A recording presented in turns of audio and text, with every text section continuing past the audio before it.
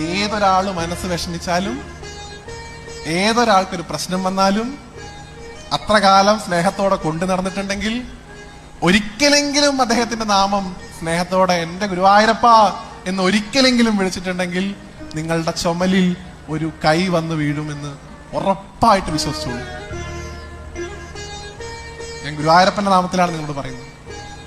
ഭഗവാനെ നിങ്ങൾ ഒരു സെക്കൻഡ് നിങ്ങളുടെ ജീവിതത്തിൽ അദ്ദേഹത്തെ നിങ്ങൾ സ്നേഹിച്ചിട്ടുണ്ടെങ്കിൽ, ഒരൊറ്റ നിമിഷം ഭഗവാനെ നിങ്ങൾ പ്രേമത്തോടെ കണ്ടിട്ടുണ്ടെങ്കിൽ, നിങ്ങൾക്കൊരു വിഷമം വരുമ്പോ, നിങ്ങൾക്കൊരാപത്ത് വരുമ്പോ ഭഗവാൻ നിങ്ങളുടെ മുമ്പിലുണ്ടാവും. അത് 4 കൈയുള്ള വിഷ്ണുവായിട്ടോ ഓടക്കോയിൽ വായിക്കുന്ന കൃഷ്ണനായിട്ടോ ആണെന്ന് വിചാരിക്കരുത്.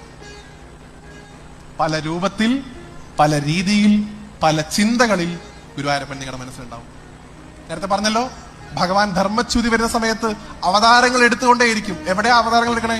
ഹരിദ്വാറിലോ ബദ്രിയിലോ ഉംബർനാടോ അല്ല, നിങ്ങളുടെയൊക്കെ മനസ്സിലാണ് ഭഗവാൻ അവതരിക്കുന്നത്. ആ 2 കുഞ്ഞിക്കൈ നിങ്ങളുടെ തോളിൽ വന്ന് വീഴുന്നത് നിങ്ങൾ അനുഭവിച്ചറിയും. ഭഗവാനെ വിശ്വസിച്ച് നിങ്ങൾ ഭജിക്കുന്നെങ്കിൽ അതാണ് ഗുരുവായൂരപ്പന്റെ മഹത്വം.